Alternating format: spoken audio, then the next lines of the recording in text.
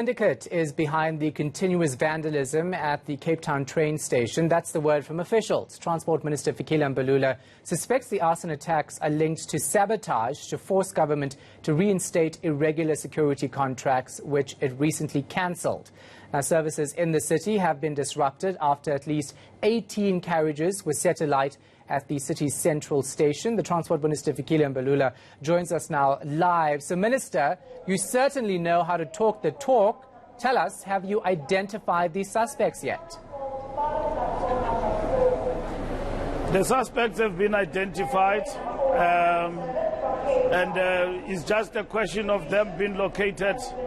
And the law enforcement agencies are working with PRASA, security, and everyone else to locate them. Identified, they've been positively identified. So when do you expect to see them behind bars? Anytime they will be behind the bars. The law enforcement is right on top of the situation. Should there be many other challenges, communities also will be asked to come on board. This matter can never go unattended to. It's a major loss, and it's a big economic sabotage by these criminals. Now, you say, and so does the MMC for Transport in Cape Town, that this could be linked to security personnel who are trying to get back at government for cancelling their contracts. What evidence do you have? We don't have that evidence, but if you look at the environment, it could be attributed to that as a motive to try put pressure, but they will never succumb to crooks. The Auditor General has given PRASA a mandate, and PRASA must execute. Anything short of that is illegal. We'll never succumb.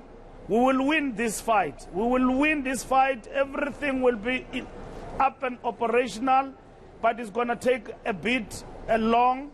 But we are committed through our endeavors, through the war room, and through implementing the SCOPA, Auditor General, Public Protectors interventions to ensure that PRASA becomes what it's supposed to be for the people of South Africa.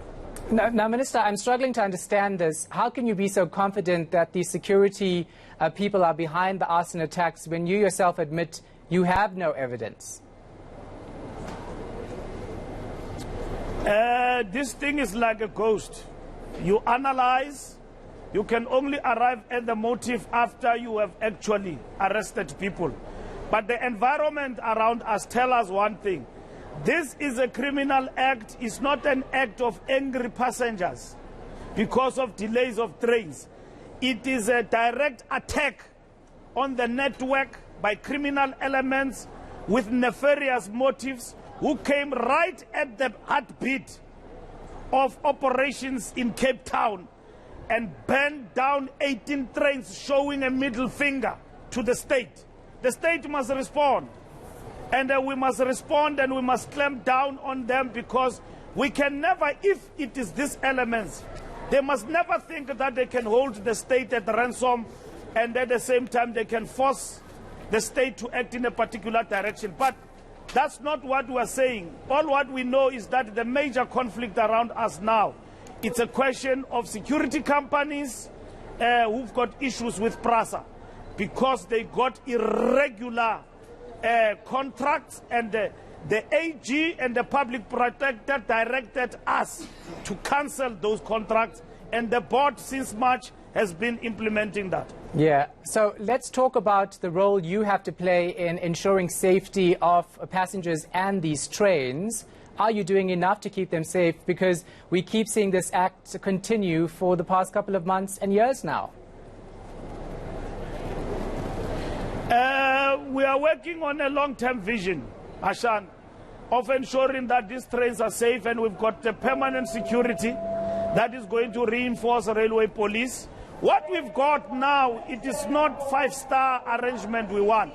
Where we are heading to, we want a security 24/7 that will guard our trains, and that will be a security that belongs to PRASA, and that will be held accountable.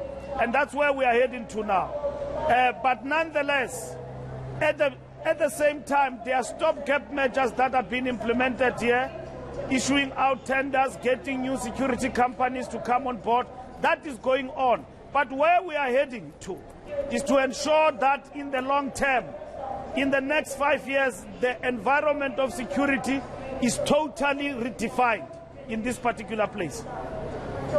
Yeah, Minister, you know, so many government officials and people like yourselves, ministers as well, you keep saying you have a long-term plan, that things are eventually going to work and people can rely on you. But these long-term plans, I could be talking to you again in another 5 years about the very same issue. What are you doing right now to protect these trains, given that you're saying there's a syndicate operating and targeting the carriages? At the present moment, I can tell you from a security point of view, there is total vulnerability of property of PRASA, and that is why I'm telling you the truth. And I don't want you to second guess me that somebody said something, it was never implemented. I'm talking about something that is in our plans that we are working on implementing. And I can give you a turnaround of 5 years, but even before we reach the 5 years, the security setup within PRASA will be totally different. I know for a fact that this matter has been an issue, including most operations in the main corridors of PRASA throughout the country, over congestion and all of that, and security issues have been an issue.